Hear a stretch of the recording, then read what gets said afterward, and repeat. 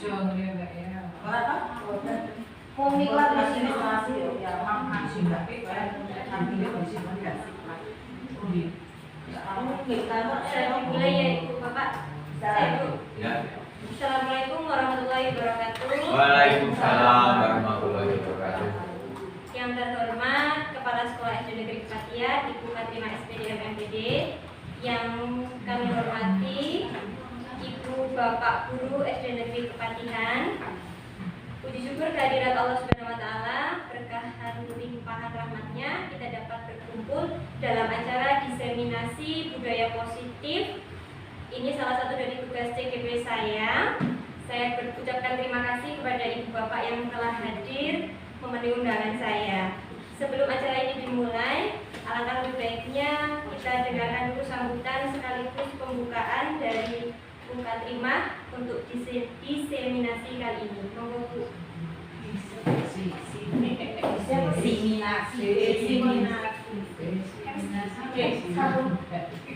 Assalamualaikum warahmatullahi wabarakatuh. Waalaikumsalam warahmatullahi wabarakatuh. Kepada Bapak Ibu Guru SD Negeri Kepatihan yang saya hormati, terima kasih atas undangan. Terima kasih atas kehadiran Bapak Ibu di ruangan ini untuk memenuhi undangan kami dalam rangka diseminasi budaya positif yang nanti akan disampaikan oleh narasumbernya yaitu Ibu Desi. Dan selanjutnya nanti monggo Bapak Ibu untuk mengikuti diseminasi ini agar kedepannya pembelajaran di kelas Bapak Ibu akan semakin meningkat dengan adanya budaya keyakinan yang dipegang oleh Bapak Ibu sehingga nanti pembelajaran akan lebih meningkat. Sekian dari saya, terima kasih untuk kedua kalinya kepada Bapak Ibu yang telah bersedia mengikuti diseminasi ini. Untuk waktu sepenuhnya kami serahkan kepada Ibu Desi untuk menyampaikan diseminasi ini. Monggo Ibu Desi, saya akhiri wabillahi taufiq wal hidayah. Wassalamualaikum warahmatullahi wabarakatuh. Waalaikumsalam. Terima kasih kepada Ibu Fatima. Bapak Ibu yang kami hormati, izinkan saya untuk berbagi praktek baik atau kita sharing terkait dengan budaya positif. Nanti kita berdiskusi bersama mengenai budaya positif yang harapannya bisa diterapkan di kelas maupun di sekolahan kita. Selanjutnya di sini ada pertanyaan pemantik Bapak Ibu. Monggo bisa didiskusikan bersama, ditanggapi bersama. Pertanyaan pertama, apa pentingnya menciptakan suasana positif di lingkungan Bapak Ibu, terutama yang ada di sekolah kita, terutama ada di kelas kita? Kira-kira apa pentingnya menciptakan suasana positif di lingkungan Bapak Ibu? Bisa langsung mengangkat tangan, disampaikan. Maksudnya sekolahan? Iya, sekolahan Pak.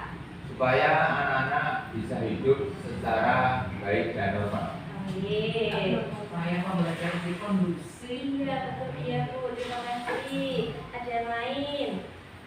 Pembelajaran lebih kondusif agar anak-anak semangat. Iya, lebih semangat. Ada tambahan lagi, Bapak Ibu? Suasana belajar menjadi lebih nyaman. Iya, benar-benar lebih nyaman, benar sekali. Jadi tidak ada tekangan, kalau kita memberikan hal-hal yang positif, maka anak akan merasa senang ketika bertemu dengan kita setiap hari. Lanjut nih Bapak Ibu.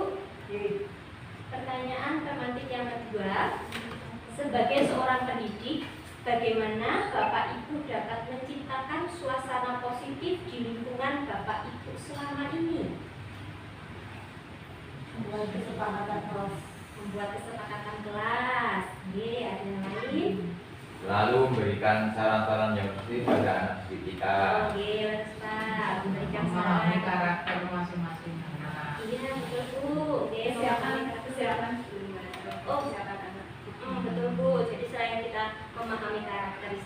kita juga harus menyiapkan disesuaikan dengan karakteristik anak. Membuka komunikasi yang terbuka. Menjalin komunikasi itu membuka komunikasi antara guru dengan siswa, guru dengan wali siswa. Ada yang lain? Mungkin tidak ada. Bangun lingkungan penuh di dalam kelas itu penuh apresiasi dan penghargaan. Ribet. Jadi setiap ada anak dikasih ribet, kasih penghargaan. Setiap anak menonjol. Jadi diberi penghargaan atau ribet, penghargaan atau apresiasi. Ya, berarti anak-anak yang menonjol diberi reward, sedangkan untuk anak-anak yang kurang menonjol diberi penguatan lebih. Betul ya Bu? Ciptakan suasana aman nyaman di lingkungan Bapak Ibu. Menciptakan suasana yang aman dan nyaman. Lanjut ya. Pertanyaan tematik yang kedua. Apakah hubungan antara menciptakan suasana yang positif dengan proses pembelajaran yang berpihak pada murid? Apa hubungan antara menciptakan suasana yang positif tadi, Bapak Ibu sudah menciptakan suasana positif, dengan proses pembelajaran yang berpihak pada murid?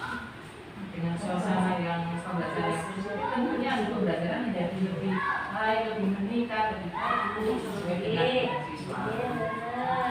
Oh, Bapak yang Mas Abdi kelas.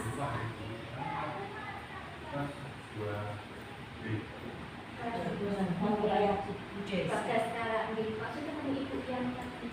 Oh,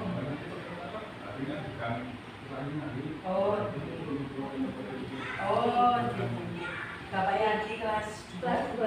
Fajia kelas 5. Fajia kelas 5. Oh, Cici. Kita lanjut nih Bapak Ibu. Ya tadi kalau kata Bu Budi berkata karena suasana yang positif maka pembelajaran anak itu hasilnya akan meningkat. Oke, ada yang lain Bapak Ibu?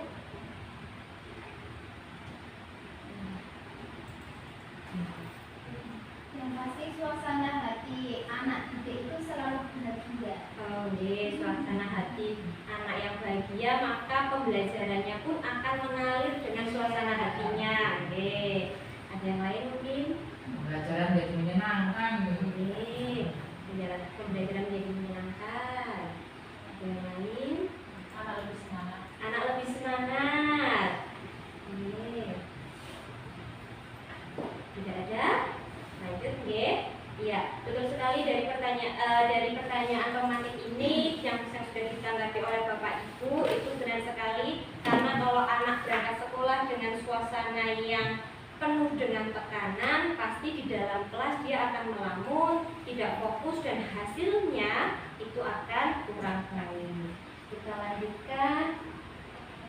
Nah, jadi dalam diseminasi kali ini ada 6 materi yang akan nanti saya sampaikan terkait dengan disiplin positif. Ada nanti kebutuhan dasar manusia, ada teori motivasi, hukuman, penghargaan dan restitusi. Ada restitusi terkait 5 posisi kontrol, keyakinan kelas, serta nanti untuk di bagian akhirnya adalah segitiga restitusi atau nanti langkah-langkah segitiga restitusi untuk menyelesaikan permasalahan yang ada di kelas maupun di sekolah. Selanjutnya, nah di sini ada mungkin nanti kita simulasikan ada yang menjadi A dan ada yang menjadi B. Di sini judulnya cobalah aku, monggo simulasi wadi masuk depan. Oh ya, Bu Dani. Monggo Bu. Bisa masih aku Dani mau jadi A atau jadi B? Aku sih nomor B. Yang dong, Besti. Aku sih kan mau merayu. Oh ya, aku kena sinar. Nah, Kita main. Ya, ceritanya adalah Anda adalah A. Asisten A, Bu Esti. Tugas Bu Esti adalah mengepalkan salah satu tangan Bu Esti. Ya, yang kanan atau yang kiri Uma. Kemudian coba Bu Esti bayangkan bahwa Bu Esti sedang menyimpan sesuatu yang sangat berharga di kepala tangan Bu Esti.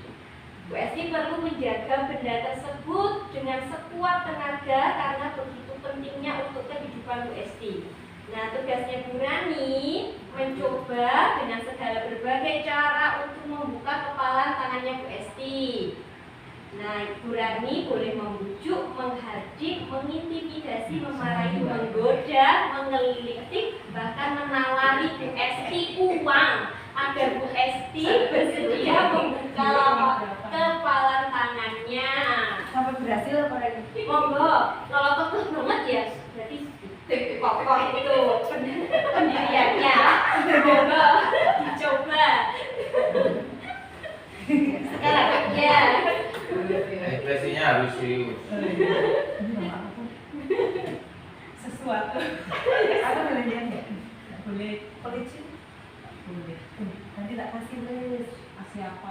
Nah, kamu mintanya apa? Nanti tak kasih. Nggak bisa, sepertinya nggak bisa dibayar dengan sesuatu apa. Nah, kan aku besting. Aku tak lihat sebentar aja. Nanti kalau udah lihat, terus ditutup lagi kan nggak dengar. Ada yang tahu. Ya jangan kasih tahu. Dia aja. Ya boleh, nggak boleh. Aku lihat lah. Aku nggak mau temenan sama kamu. Jadi kamu nggak mau lihat. Aku nggak mau lihat. Kamu nggak besti yuk. Katanya kita besti. Bisa kalau istirahat tak di jajan. Ini penonton udah sedia tok. Iya Pak, nanti menanggapnya setelah itu. Nggak boleh ah. Kalau ini satu ini nggak boleh. Karena yang tahu adalah saya dan Mbak.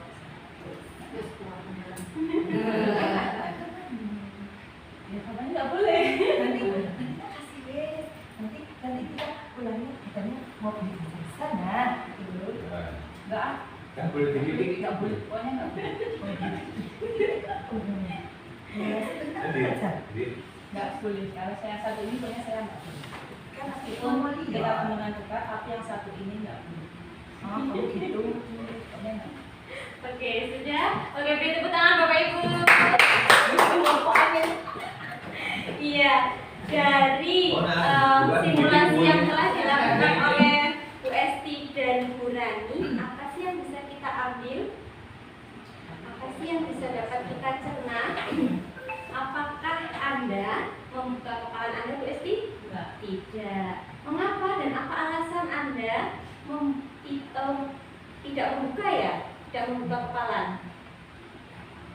Apa alasannya? Karena tidak semua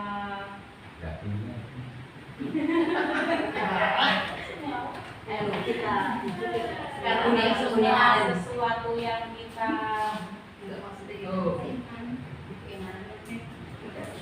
sesuatu yang kita miliki itu harus diketahui oleh orang lain meskipun dia adalah sahabat terdekat kita sendiri. Oke, berarti tidak sepenuhnya bisa tidak terbuka, ya.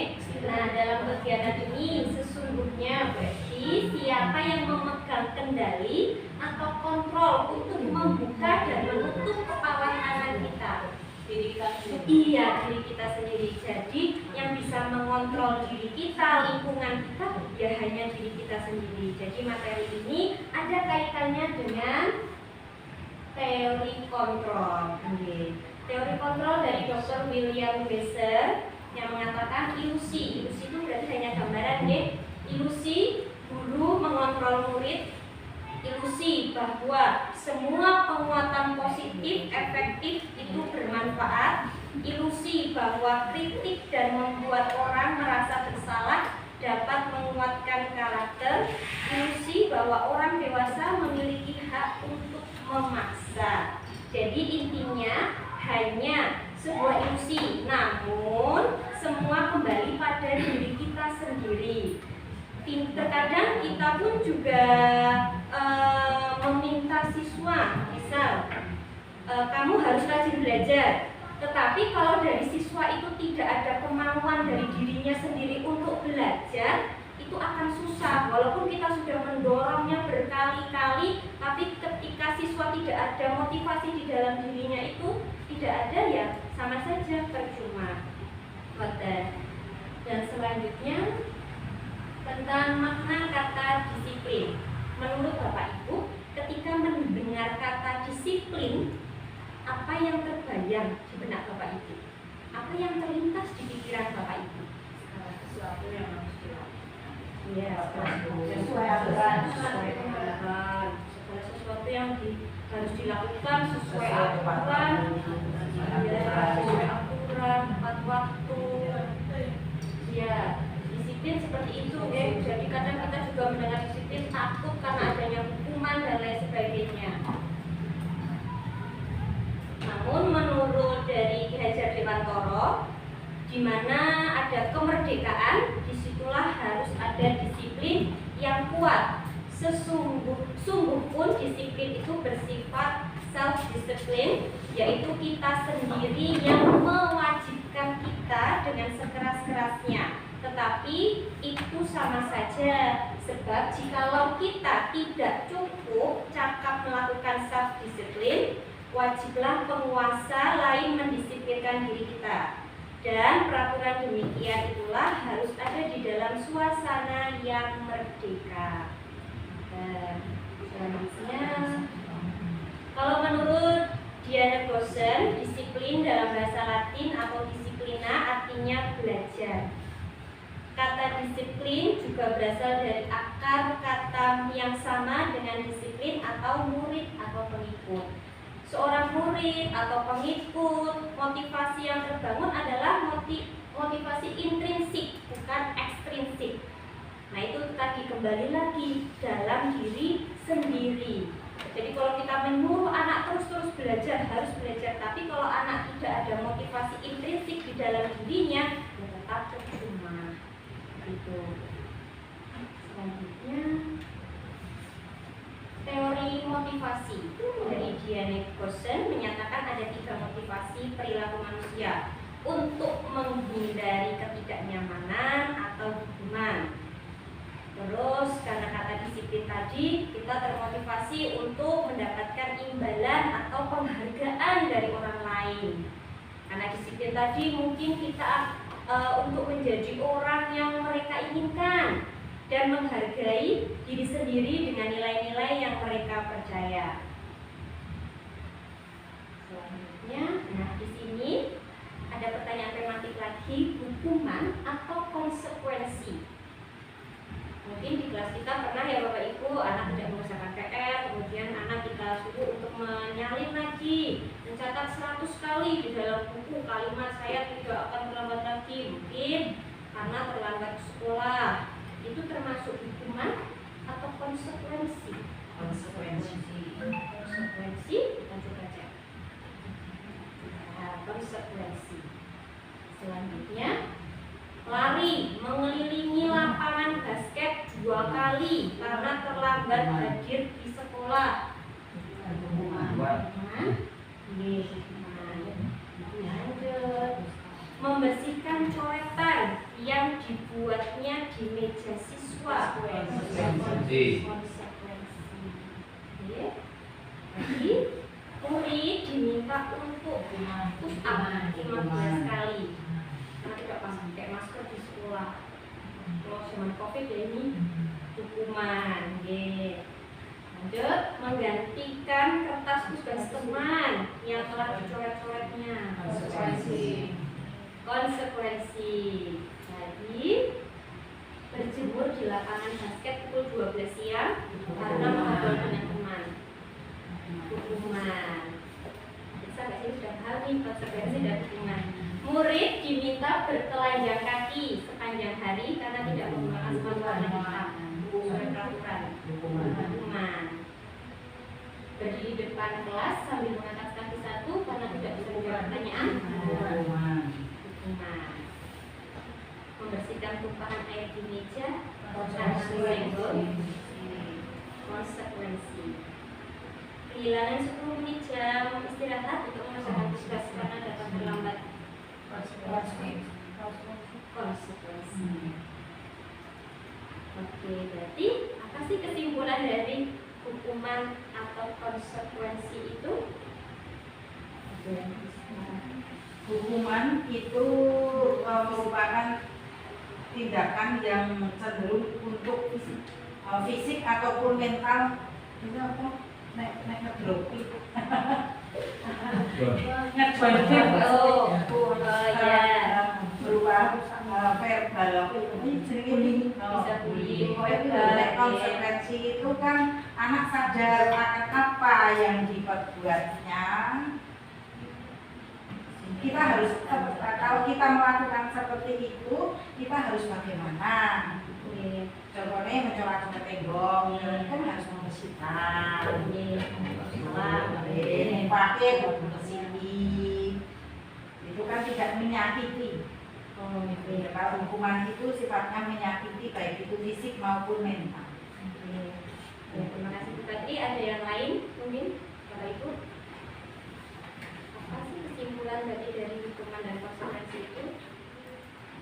Kalau konsekuensi itu mengarah pada anak supaya tidak mengulangi lagi apa yang telah dilaksanakan itu ada kesalahan.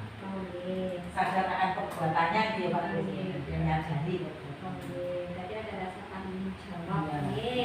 Berarti bisa disimpulkan di Bapak Ibu kalau hukuman itu berarti diberikan tanpa ada pemikiran yang lebih lanjut. Jadi tanpa ada pemikiran yang lebih lanjut atau spontanitas, dan kadang itu sangat merugikan siswa, dan bisa berdampak buruk bagi siswa. Sedangkan konsekuensi itu sesuatu yang diberikan atas dasar apa yang dipikirkan, pemikirannya setelahnya hal itu tuh nanti apa, lalu merupakan tanggung jawab atas perbuatan siswa itu sendiri. Lanjut. Nah, di sini mungkin masih Bapak Ibu juga sering melaksanakan dihukum oleh penghargaan. Penghargaan efektif jika kita menginginkan seseorang melakukan sesuatu yang kita inginkan dalam jangka waktu pendek. Jika kita menggunakan penghargaan lagi dan lagi, maka orang tersebut akan bergantung pada penghargaan yang diberikan, serta kehilangan motivasi dalam dirinya. Dan yang ketiga, penghargaan menghukum mereka yang tidak mendapat penghargaan itu juga kasihan. Contohnya, dulu saya pernah sih seperti itu Bapak Ibu. Kamu mungkin dilalah tidak ada.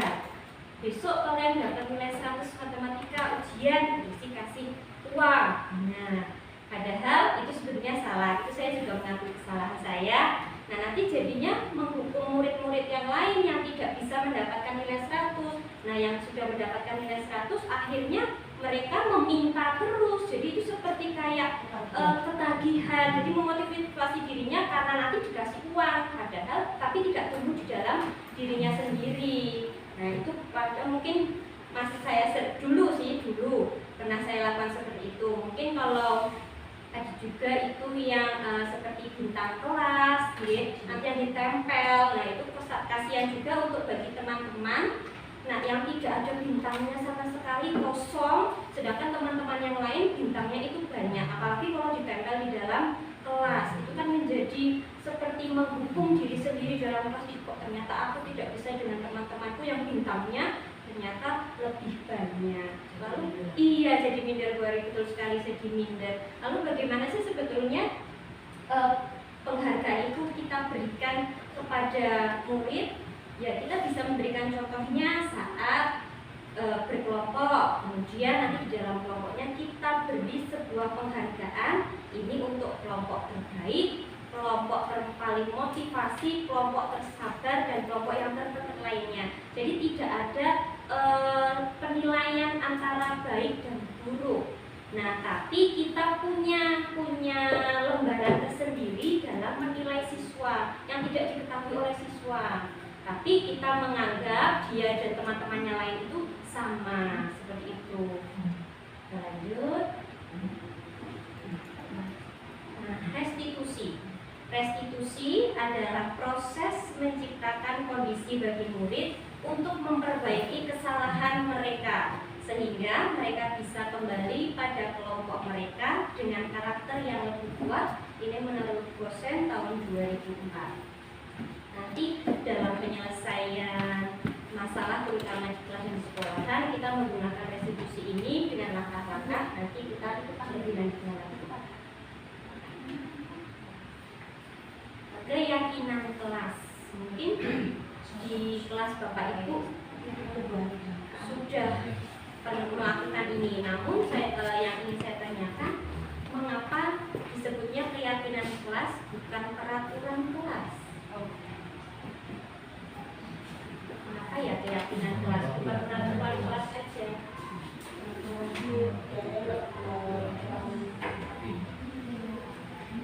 Untuk ke anak SD itu kayaknya terlalu bahasanya itu kurang pas maksudnya ya dia bisa bikin takut ya kan peraturan gitu. Keyakinan kan juga harus mungkin ya istrinya mungkin juga tidak jauh berbeda. Oke, istinya yang lebih halus keyakinan, sedangkan peraturan itu langsung membuat takut para siswa. Oke, bisa Bu Burani, ada yang lain Bu Ibu?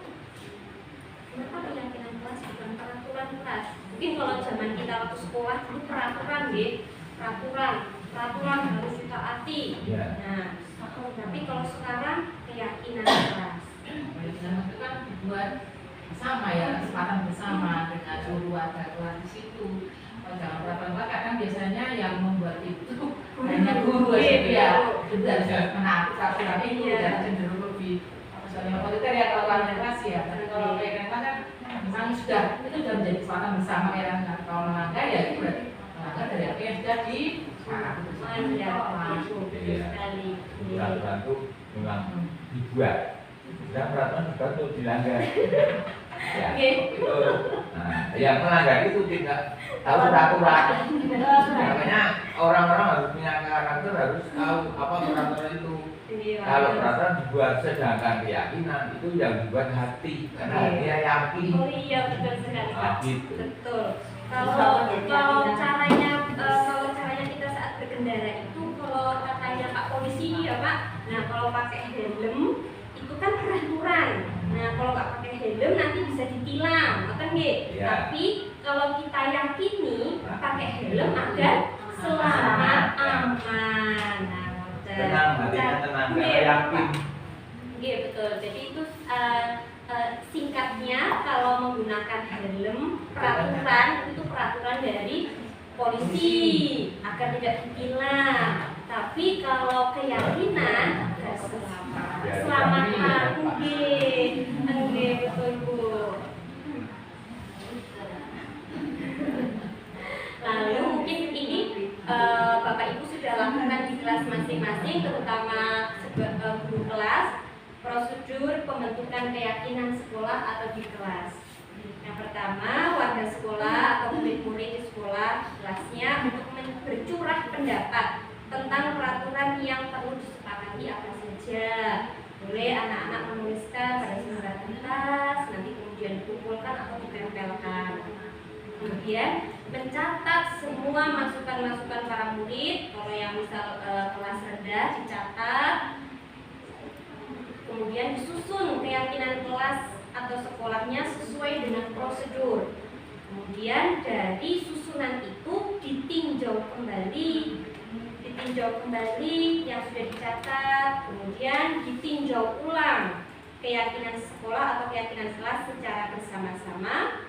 Nah, setelahnya keyakinan sekolah atau keyakinan kelas bisa diletakkan di tempat atau di dinding yang mudah dilihat oleh seluruh warga sekolah atau warga kelas. Saya yakin Bapak Ibu terutama guru kelas sudah melakukan ini. Oke.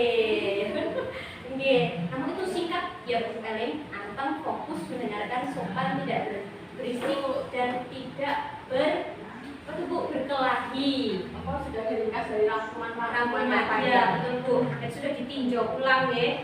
Oke. Betul. Nah, kalau di sini ada kalau ini peraturan sekolah sama seperti tadi. Ini adalah contoh keyakinan kelas. Saya bedakan antara contoh keyakinan kelas rendah dengan kelas tinggi. Setiap anggota kelas perlu belajar untuk yang kelas 1. Setiap anggota kelas perlu senang Setiap anggota kelas perlu melakukan tugas. Setiap anggota kelas perlu saling menghargai. Setiap anggota kelas perlu merasa aman. Sedangkan untuk keyakinan kelas tinggi bisa sebagai contoh selalu bersikap positif, senantiasa menjadi diri terbaik, percaya dan menghormati orang lain serta barang miliknya, berkomitmen terhadap setiap tugas, senantiasa membantu. Baik, itu contoh dari keyakinan kelas. Kita lanjut Bapak Ibu.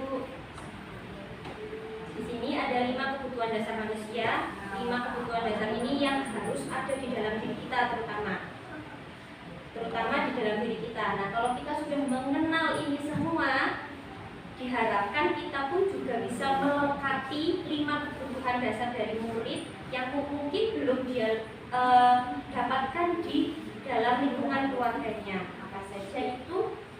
Yang pertama ada bertahan hidup. Bertahan hidup itu adalah kebutuhan kita. Yang kedua adanya penguasaan. Penguasaan misalnya itu seperti perlu diakui. Terus saya aku kelas tinggi, kamu kelas rendah. Jadi kayak ada kekuasaan. Terus ada kesenangan.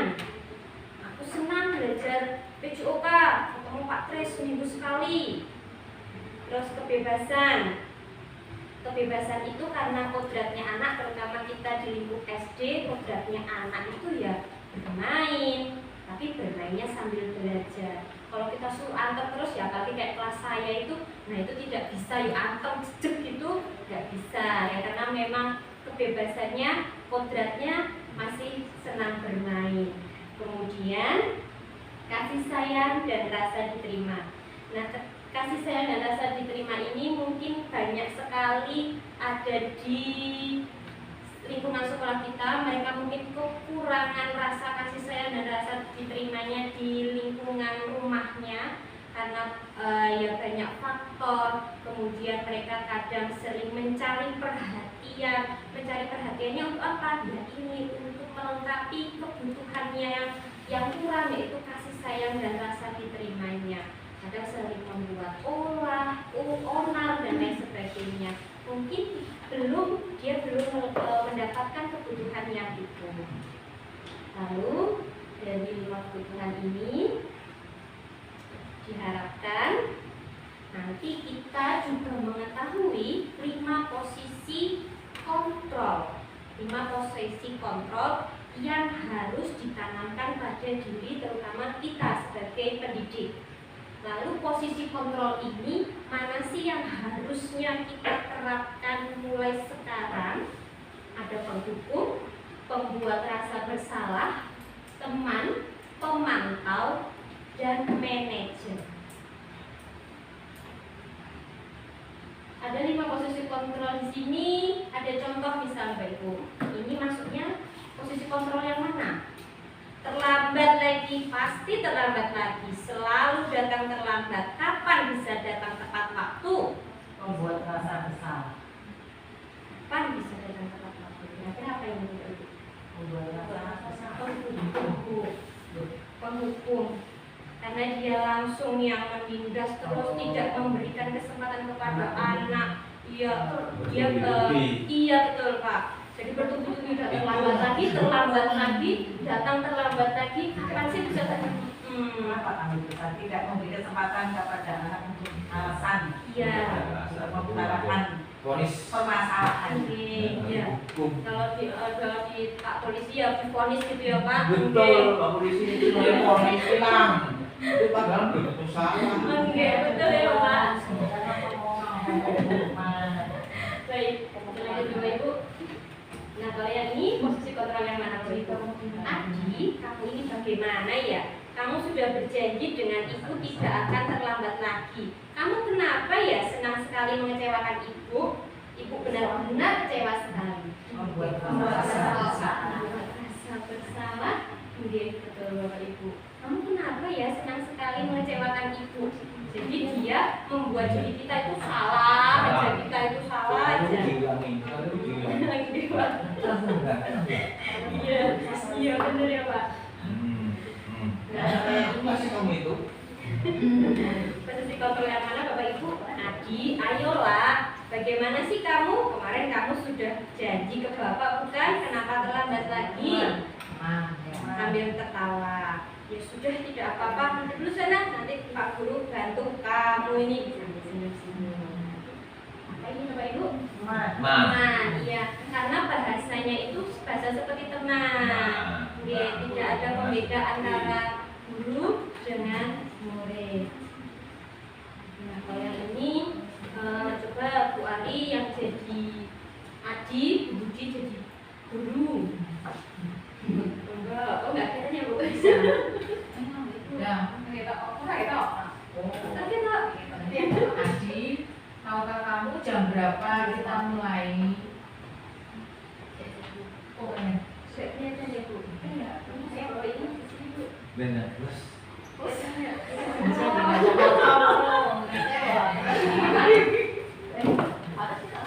Aku?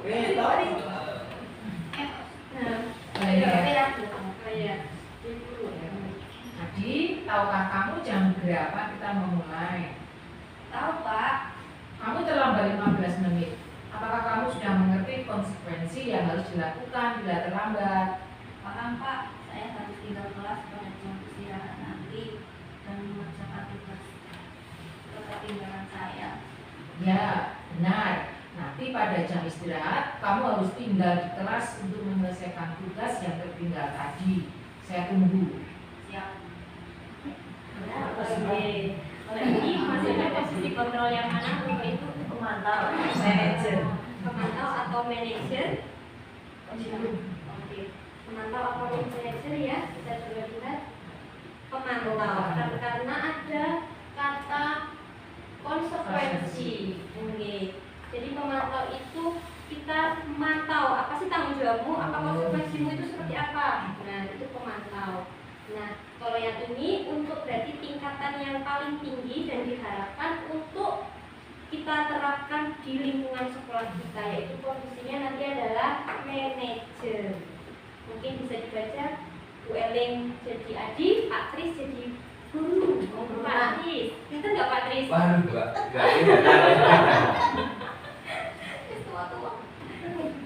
Oh, enggak kelihatan Pak?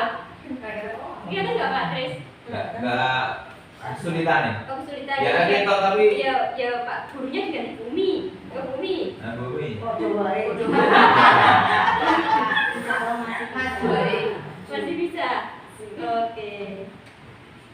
Adi, apakah kamu mengetahui jam berapa sekolah dimulai? Tahu Pak, jam 7. Yo, jadi kamu terlambat. Kira-kira bagaimana kamu akan memperbaiki masalah ini? Saya bisa menanyakan teman saya Pak untuk mengajar tugas yang tertinggal.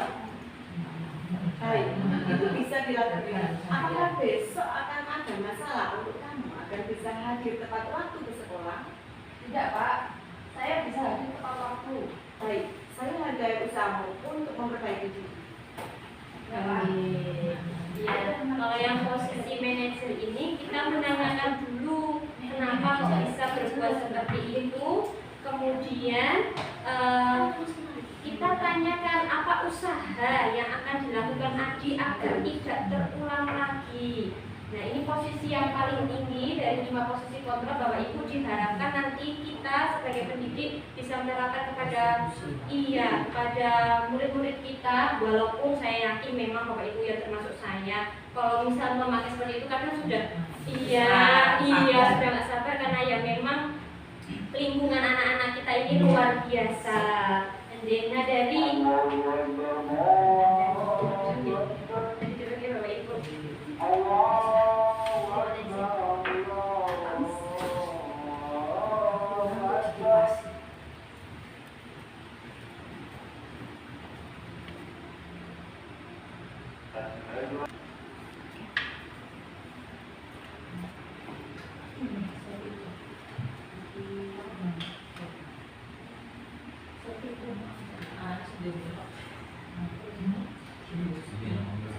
Ya, kita lanjutin Bapak Ibu. Dari 5 posisi kontrol ini yang paling budayanya yang negatif itu yang kedua ya, D1 dan 2, hukum dan berbuat rasa bersalah. Ini adalah yang negatif dan diharapkan tidak kita terapkan di lingkungan sekolah kita. Namun untuk posisi yang teman, kita juga perlu menjadi teman untuk murid agar kalau misal murid ada permasalahan dengan lingkungan rumahnya, kita bisa memposisikan sebagai teman. Murid juga jadi tidak segan untuk menceritakan apa sih yang sedang terjadi. Sebagai pemantau, kita juga perlu agar anak tahu apa konsekuensi dari keyakinan kelas atau keyakinan sekolah yang sudah ditetapkan bersama. Nah, dari 5 posisi kontrol diharapkan menjadi posisi manajer dengan langkah-langkah restitusi tadi. Lalu langkah-langkahnya seperti apa? Ini segitiga restitusi. Di sisi yang bawah ini adalah sisi menstabilkan identitas, ya. Di sini setiap orang pasti pernah melakukan kesalahan. Jadi kita kayak ngeyem dulu, tidak langsung menyalahkan dulu.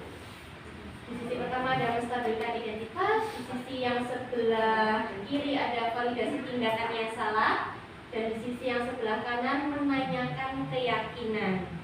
Jadi diharapkan dengan posisi manajer yang tadi, kita menanyakan kesalahan siswa menggunakan segitiga restitusi ini.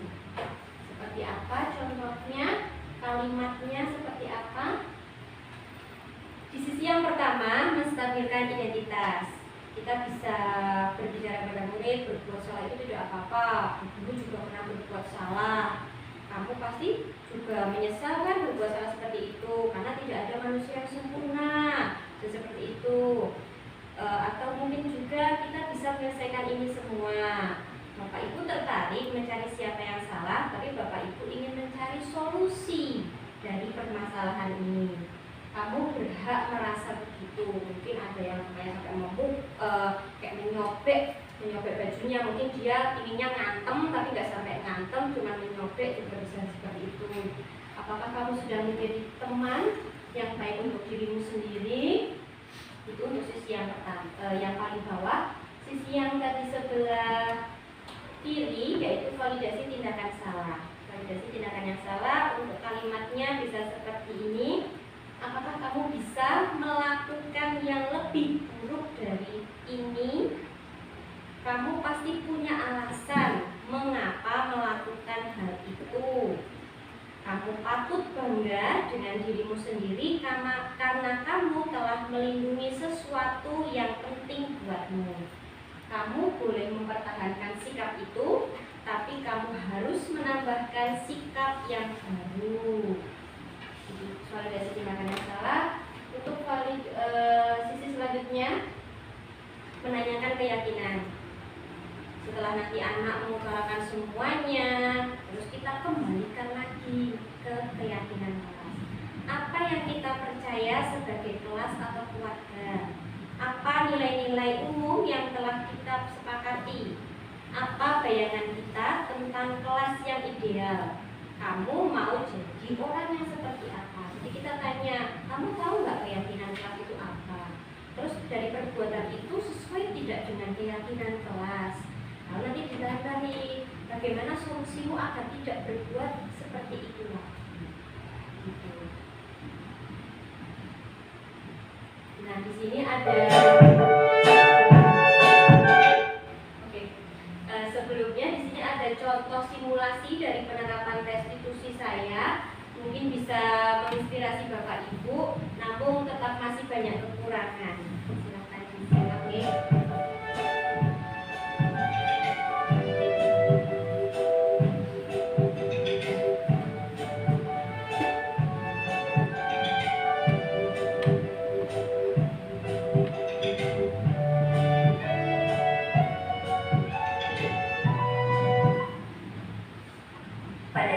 Jam pembelajaran berlangsung, ada seorang siswa yang terlihat makan sambil bersembunyi. Sebagai seorang guru, saya harus menyelesaikan masalah tersebut dengan baik menggunakan tahapan segitiga restitusi.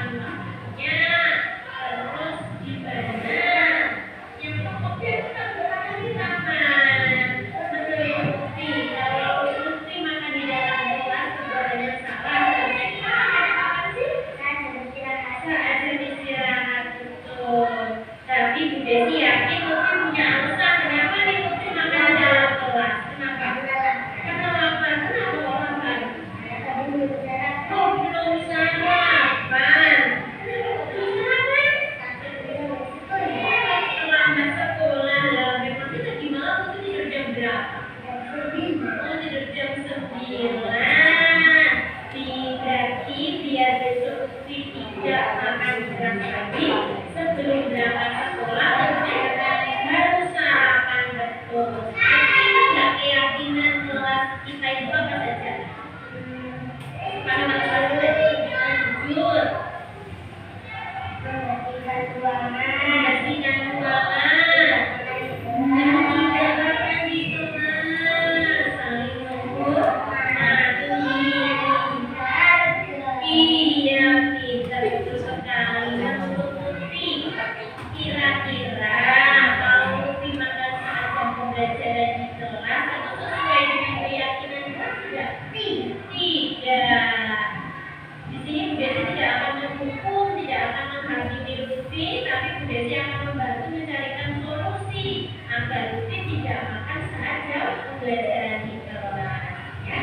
Menurut Lutfi, apa nih yang harus Lutfi perbaiki agar Lutfi tidak makan di kelas? Oke, tidak makan di kelas. Iya, atau tidak makan di kelas, apa yang harus diperbaiki tadi? Sarapan pagi. Iya, sarapan sekolah, sarapan pagi. Kemudian iya, itu kenal malam jadinya nggak tidur lagi, ya kan? Iya. Kira-kira kapan Lutfi akan mulai sejak makan di kelas? Besok bisa Lutfi? Iya, Bu Desi ingin Lutfi jadi anak yang teratur, taat pada peraturan, anak yang disiplin, ya, tanggung jawab. Bisa ya, besok tidak makan di kelas lagi? Bisa? Oke, terima kasih Lutfi.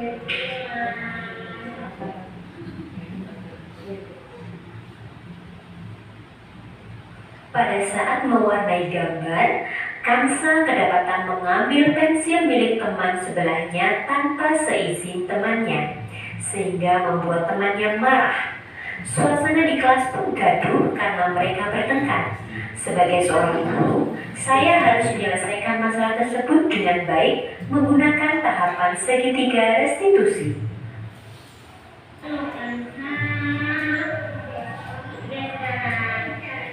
Sudah makan bekalnya? Kira-kira Kansa tahu nggak kenapa Kansa beli panggil sini? Jadi ini tadi sudah lihat nih, Kansa mengambil pensil warna yang violet, betul nggak? Iya. Apa dia bilang? Karena saya tidak punya warna yang buat nggak punya gambar pensil warna yang pas. Menurut Kansa, gitu kan? Kansa nih, kalau mengambil barang milik orang lain itu buatannya kita atau makanan? Ya, tapi Bu Desi tahu, Bu Desi yakin semua orang pasti punya kesalahan. Untuk Bu Desi juga pernah berbuat salah. Kansa juga kan? Nah, Kansa mengambil pensil warna punya violet perbuatan yang salah karena tidak minta izin. Iya, tidak minta izin. Bu Desi di sini tidak akan menghakimi Kansa, tidak akan memarahi Kansa, tapi Bu Desi hanya ingin membantu mencarikan solusi untuk Kansa memperbaiki kesalahannya tadi. Kira-kira kenapa ya Kansa mengambil pensil warna punya violet?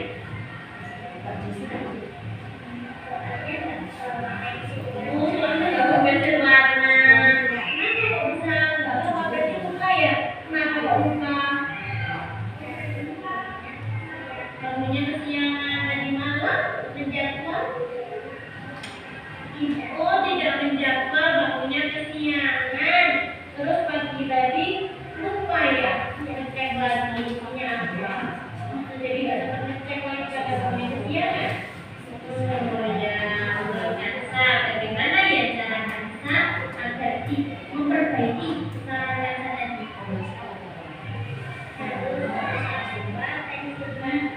Kalau pensil warna terus malam tadinya iya,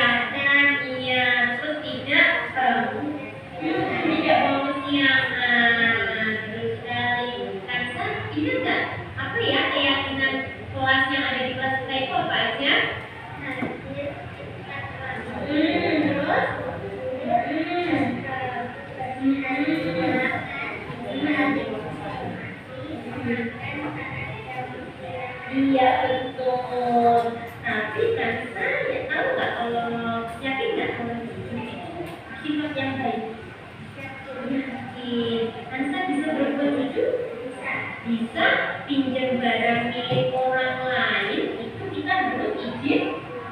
Iya, kita izin dulu. Maka nih Kansa akan mulai memperbaiki kesalahan Kansa. Besok ya, Kansa bisa. Kansa siap? Ya, siap. Hebat. Bu Desi hanya ingin Kansa menjadi pribadi yang lebih baik, menjadi anak yang ya, pasti Kansa bisa. Mulai besok ya Kansa. Ya, ya, ya. Jadi kalau mau pinjam barang harus izin. Saya senang ketika saya ada masalah kami tidak dimarahi oleh Bu Desi, melainkan diberi solusi. Halo, nama saya Kansa. Saya bukan ketika saya ada masalah dimarahi oleh Bu Desi, melainkan mencari solusi bersama.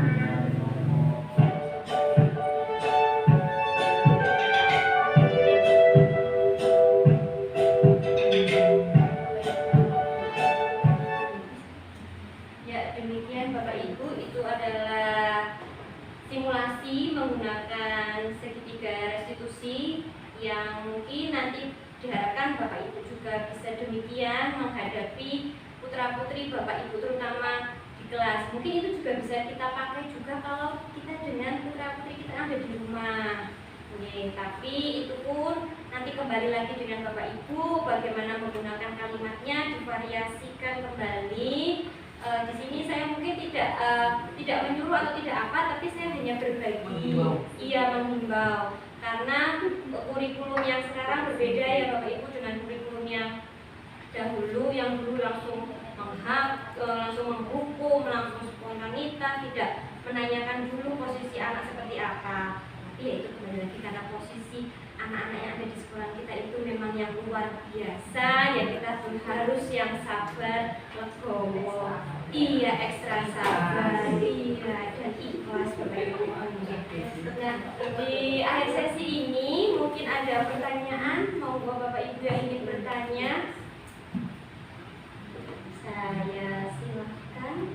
Tanya. Oh iya, mau Pak tulis. Tadi guru menampilkan 5 dasar kebutuhan pokok manusia. Oh iya. Nah, itu manusia itu dari anak-anak atau orang tua? Semua Pak. Semua. Manusia. Oh ya. Oke. Ya. Semua. Di antara 5 kebutuhan itu adalah yang sudah diberikan sama Bu Guru tadi memang ya. Tapi manusia juga ada satu yang belum diterpenuhi kebutuhannya, kebutuhan biologis. Oh iya. Ya. Itu kayak sesuai.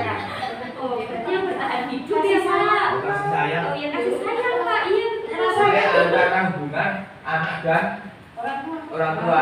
Oke. Nah, berarti itu kata lain orang tua harus merangkul anak secara fisik. Ya, itu namanya kasih sayang biologis. Itu ya guru ya. Iya, betul Terima Pak. kasih. Padahal sekarang merangkul anak, anu Pak asuh. Ya. Itu kalau dengan Kasih sayang fisik, tidak orang tua dengan secara fisik, tapi dengan tapi dengan kasih sayang. Kayak Itu karena perlu kebutuhan biologis. Ya, kalau karena Pak Yus karena yang guru paling kaku sendiri kadang pun digelendoti anak-anak perempuan nggih Pak nggih. Oke. Karena mungkin kemungkinan Pak dia tidak seperti itu dengan bapaknya dan dia melakukan dengan bapak yang ada di sekolah. Itu dia saya di situ. Iya, Jadi Pak. anak-anak dipangkoni. Iya Pak. Iya. Iya. Dari lima kebutuhan dasar itu juga Pak. sebagai tanah langsung. Terkadang kalau saya yang salah satu 5 kebutuhan dasar itu tidak kurangnya rasa diterima. Mungkin kadang saya juga meluapkan emosinya di sini. Karena mungkin iya manusiawi ya Bapak Ibu. Ya, tapi diharapkan kalau anak-anak kita kekurangan dari 5 kebutuhan manusia itu kita bisa melengkapi. Jadi kata lain, saya tadi tidak kuno. Oh, Biologis itu katanya guru merangkul siswa penuh kasih sayang. memberikan kasih sayang itu berargumentasi negatif. Tapi lo berikan kasih sayang itu. Kalau saya dengan Mbak ini gini, nah itu bukan biologis kan? Kita berangkul, kan sudah. Merangkul itu juga belum tentu di dalam Iya, Dengan kesalahan fisik. Hanya berlaku guru sama siswanya. Hanya dengan kasih sama sayang. Tapi kalau guru dengan orang lain, nah monggo itu jangan Pak, jangan ya. iya jangan jangan. guru nggak boleh. Jangan. Kalau ada guru yang seperti itu diingatkan. Iya. Oke. Mungkin ada pertanyaan lain Bapak Ibu? Bina. Secara biologis. Ada pertanyaan lain Bapak Ibu? Jangan sih. Sebelum kita masuk ke refleksi, ada pertanyaan Bapak Ibu? Ya, Tidak? Oke, sementara tidak. Nanti kalau ada pertanyaan bisa ditanyakan ya. Untuk sekarang refleksi di depan Bapak Ibu di sini ada 3 plano, kertas plano. Yang pertama mulai dari sini Bapak Ibu, kendala atau hambatan terkait dengan budaya positif yang ada di sekolah kita. Kendala atau hambatan itu apa? Nanti bisa ditempelkan untuk yang warna apa kuning ya ini? Warna oranye, kuning. Oke. Terus untuk nanti yang perasaan bisa ditempelkan yang warna hijau. Terus nanti untuk yang ide yang muncul setelah mendapatkan materi budaya positif itu apa? Kira-kira apa ini yang muncul Bapak Ibu? Ini yang kendala atau hambatan dulu. Monggo. Kendala atau hambatan materi. Dituliskan. Kelasnya apa itu ada sekolah kendala apa ya? Hambatan di bawah apa?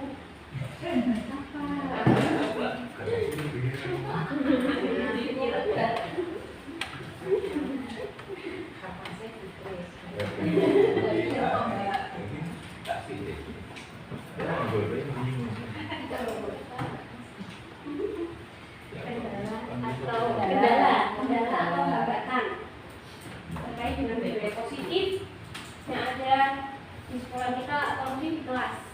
Kendala atau hambatan.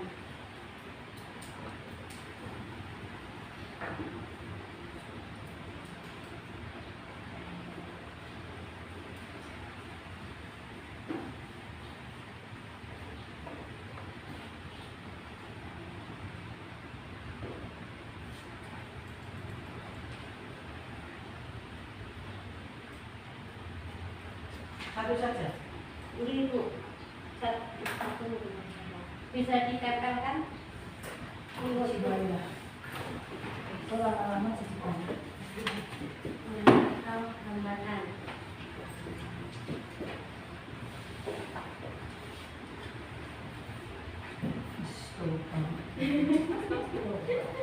Tuh, dulu kamu sehat.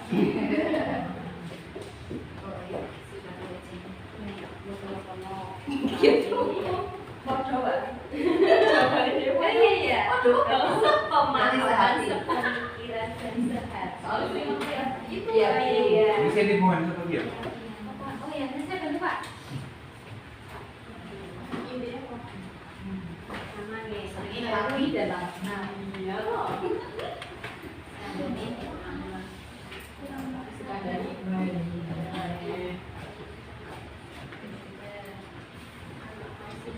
Mengulangi kesalahan-kesalahan dilakukan. Kadang untuk dinasihat sering melakukan kesalahan yang berulang-ulang. Anak yang menyelesaikan tugas lebih lambat dari temannya. Anak-anak masih sering lupa dengan apa yang sudah disepakati bersama, sehingga guru harus sering mengingatkan dan berulang kembali. Oke, itu saya di kelas saya juga demikian sih Bapak Ibu. Di sini kendalanya ada terkadang sukar untuk dinasihati dan sering melakukan kesalahan yang berulang-ulang. Padahal sudah diberi pengarahan, diulang kembali, ngoten nggih. Karena apa? Yaitu dia belum mendapatkan motivasi di dalam dirinya sendiri. Jadi kita perlu menanamkannya itu ya, tapi tidak hanya dengan dari kita perlu berkolaborasi juga dengan orang tua. Karena juga poin paling penting untuk menguatkan motivasi yang akan tumbuh dari murid itu sendiri. Terus kendalanya ada perbedaan latar belakang siswa, ada anak yang menyelesaikan tugas lebih lambat dari temannya, ya ini hampir semua rata-rata kelas juga demikian. Ada lagi kesadaran anak itu sendiri dengan keyakinan kelas itu kurang. Sudah dibuat bersama-sama, tetapi kadang tidak menyepakati apa yang sudah dibuat. Anak masih mengulangi kesalahan yang dilakukan sama. Terus anak kalau diberi pelajaran kurang perhatian, jadi kurang fokus. Anak-anak masih sering lupa dengan apa yang sudah disepakati sama. Di sini anak kurang sadar sama dengan keyakinan kelas sama di sini sama, jadi juga karakternya juga berbeda-beda. Jadi hampir seluruhnya sama pemikiran Bapak Ibu untuk kendala dan hambatan yang ada di sekolah kita. Keyakinan kelas yang sudah dibuat tetapi tetap masih dilanggar. Ada yang pekerjaan anak-anak lambat atau tidak fokus, kemudian sudah dinasihati berkali-kali berulang kembali tapi berulang terus. Nah sekarang lalu perasaan Bapak Ibu bagaimana ketika menghadapi siswa-siswa yang sudah Bapak Ibu tadi sampaikan? Perasaan Bapak Ibu bagaimana saat menghadapi siswa-siswa itu? Lalu setelah belajar dari modul ini, bagaimana perasaan Bapak Ibu menggunakan post-it warna hijau?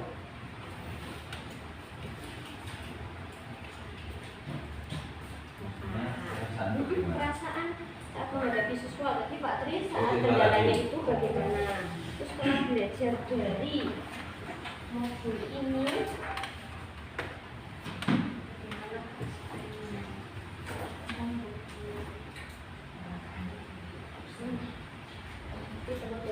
saat menghadapi siswa, Perasaannya mungkin perasaan apa? perasaan saat menghadapi tadi kendala dan hambatan, Bu. Saat menghadapi kendala dan hambatan.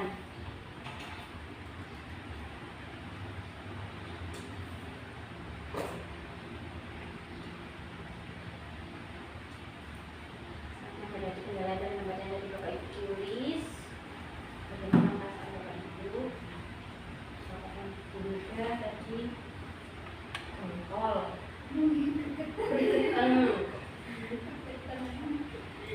Balik masih kurang deh.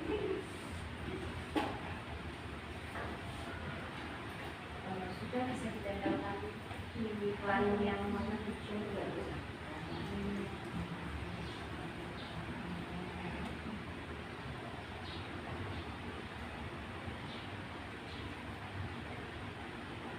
Perasaan saya dulu.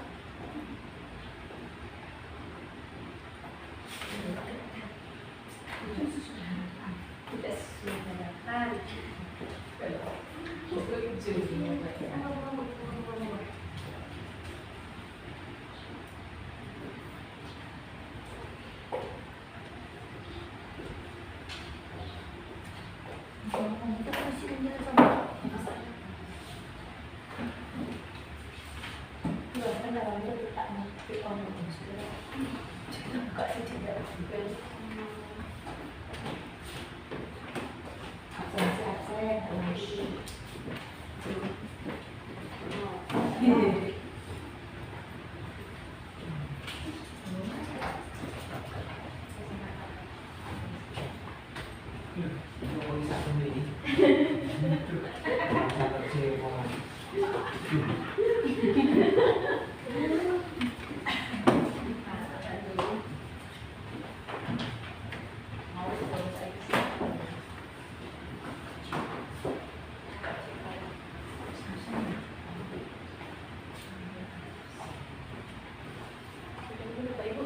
Perasaannya di sini kecewa, sedih, tidak sesuai dengan harapan, sama sedih dengan latar belakang siswa.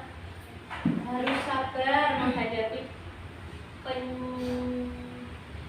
penyesalan terkait anak yang ngeyel, namun harus diarahkan karena anak masih perlu berkembang.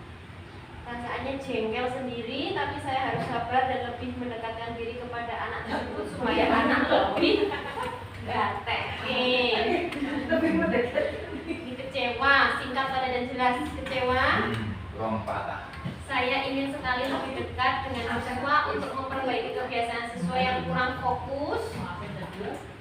berusaha sabar dan mengingatkan anak akan tugasnya.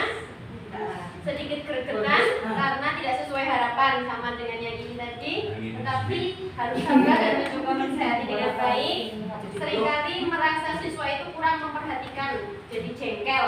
Nah, untuk sekarang lebih sering mengulang kesepakatan kelas ya, itu dengan sabar. Iya, sabar. Ya, harapannya kita mungkin sudah mengurangi kalau yang dengan main tangan, ya, Bu Bapak Ibu kita sudah. Yang penting sih kita sekarang sudah mengurangi tidak main tangan. Kalau zaman saya dulu sekolah dan zamannya Bapak Ibu dulu sekolah itu tangan itu, iya, dan itu melekat sampai sekarang Bapak Ibu. Kalau dimarahin, dipukul, diteak itu melekatnya sampai sekarang. Jadi harapannya ya kita dengan anak-anak didik kita, dengan anak yang ada di rumah gitu pun juga tidak sampai main tangan, ya. Lalu dari kegiatan ini, dari kendala atau hambatan perasaan Bapak Ibu, dan kita sudah melewati tadi pemaparan budaya positif. Apa sih ide yang muncul setelah ini? Apa ide yang muncul setelah ini? Harapan Bapak Ibu setelah ini itu apa? Iya. Sebentar ide yang muncul dari hambatan tadi. masalah ini. Iya. Harapannya apa?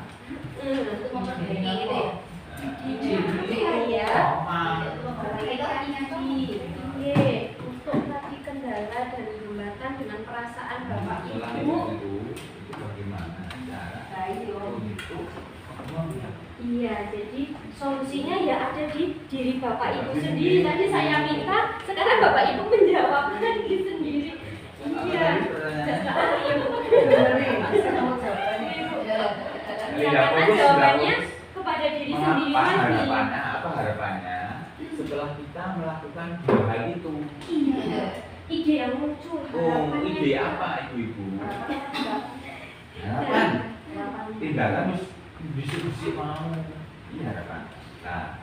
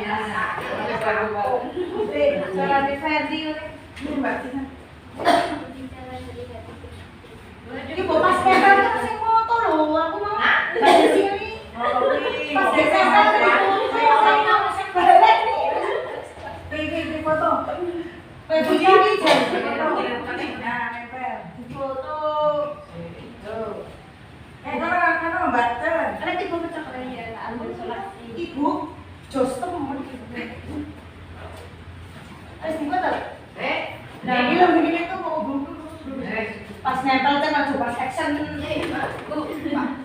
Bagi kok kasih pincang angin apa ya? Angin kok ya? Tibone nggak tibo. Selasi bening.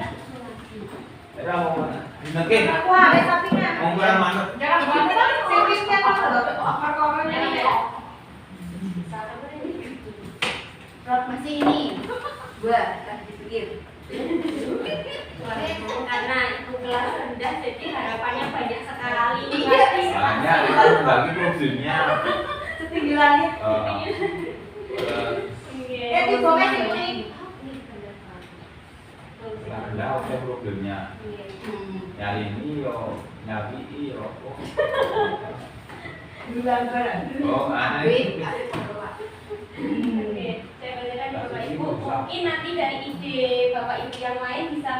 sosialisasi untuk Bapak Ibu bisa diterapkan di kelasnya. Di sini ada harapannya bisa mengatasi persoalan siswa yang selalu kurang bisa memperhatikan dengan cara pendekatan atau memberi perhatian pada anak tersebut, sama mendekatkan diri secara emosional, secara emosional dengan anak-anak. Dengan keadaan latar belakang yang berbeda, maka adakan komunikasi antara guru, siswa, dan orang tua. Ini diharapkan terus kita terjalin. Jadi semoga tidak ada yang kalau caranya itu males berbicara, sudah dikasih tahu orang tuanya sudah seperti itu. Terus memberikan tugas sesuai dengan kemampuan masing-masing anak-anak. Terutama di kelas saya juga sih, kayak tadi ada anak siswa yang belum bisa baca, tapi kalau tugasnya disamakan dengan anak yang sudah bisa membaca, memang hasilnya ya memang jomplang sekali, jauh berbeda. Terus di sini tetap membimbing dan tidak henti-hentinya mengingatkan siswa agar mengikuti keyakinan kelas. Nah, yang ini mungkin bisa menjadi contoh juga Bapak Ibu, menjadi teladan dalam memimpin kelas dengan baik dan bertanya atau berkomunikasi dengan anak didik yang dengan terbuka, melaksanakan hal yang sesuai dengan kesepakatan, pendekatan siswa juga sama. Kita dekati juga, mudah-mudahan dengan begitu kita tahu apa yang diinginkan anak. Itu adalah ide-ide Bapak Ibu dari hambatan dan tantangan yang Bapak Ibu hadapi di kelas atau di sekolahan. Harapannya dari diseminasi budaya positif ini, kita semua dapat memberikan pembiasaan-pembiasaan yang positif yang nantinya akan berbudaya di sekolah kita untuk menjadikan sekolah ini lebih maju untuk SD Negeri Kepatihan. Amin. Sekian dari saya, kurang lebihnya mohon maaf. Sebelum acara ini selesai akan memberi penguatan dan ditutup oleh buka rumah.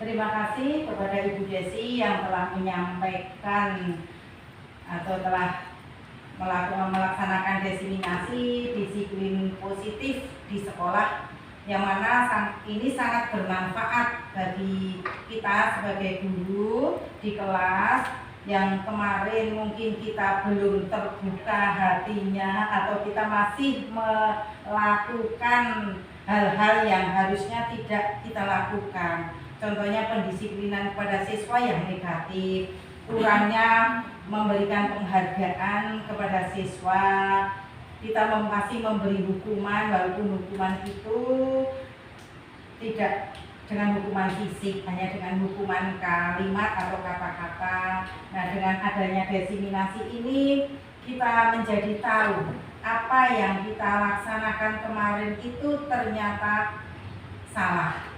Dan mudah-mudahan dengan adanya diseminasi ini kita ke depan dapat menerapkan disiplin positif kepada anak di kelasnya kita masing-masing, sehingga pembelajaran akan tercipta pembelajaran yang menyenangkan. Karena disiplin positif ini kita tujuannya untuk membentuk karakter anak. Nah, untuk pembentukan karakter anak tersebut memang kita harus menciptakan suasana kelas yang kondusif, menciptakan pembelajaran yang menyenangkan. Jadi anak tidak trauma, tidak takut ke sekolah, tidak ada nanti wali murid yang lapor kepada gurunya tidak masuk karena takut dibully oleh temannya, dikatakan apa sama gurunya, sehingga anak itu merasa takut.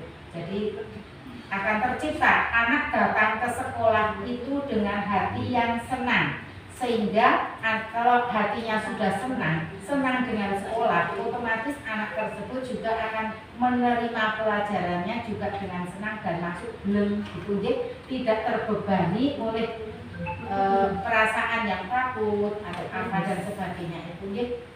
Dan memang kita sebagai guru SD itu ya memang seperti itu, karena anak SD itu masih anak-anak belum bisa untuk ditakut-takuti, untuk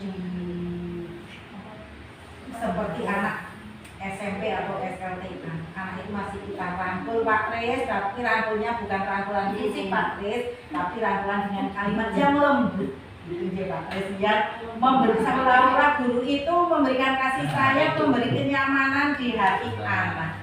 Tidak, takut. Jadi jadilah guru yang dinantikan hadir di kelas oleh anak-anak. Mudah-mudahan terima kasih Bu Desi dengan desiminasi ini, mudah-mudahan kita ke depan pembelajaran kita, KBM kita akan lebih meningkat dan tentunya akan meningkatkan mutu pendidikan juga, meningkatkan mutu sekolah juga. Sekian, terima kasih kepada Bu Desi yang telah memberikan desiminasi ini dan terima kasih juga kepada Bapak Ibu yang telah mengikuti desiminasi ini. Untuk acara ini marilah kita tutup karena sudah selesai. Kita tutup dengan bacaan alhamdulillah bersama-sama. Alhamdulillah. Terima kasih. Wassalamualaikum warahmatullahi wabarakatuh. Tetap Bapak Ibu, saya akan berkondor, hati-hati dan selamat melanjutkan aktivitas yang kembali. Ya, makasih Bu. Oke. Boleh salam nakal, suka. Boleh nakal. Saya harus difoto baru. Judul dengan budaya positif. Budaya positif. Satu tunggal itu sama. Ada 5 kebutuhan dasar Paling manusia. terus tapi nengkering sekolah kuwi dari ketok ben sekolah kuwi Dari mulai ini Pak, tulisan dulu ya. dibuka bukan slide orang di Nanti juga, ini loh ada toko. oh apa kok uji dulu wes di foto sekolah salah satu foto sekolah baik foto di tempat di tempat terus Boleh proses tak foto ya. Ini yang Mas. Iya, Bu. Kita baru dari barang dan Sip.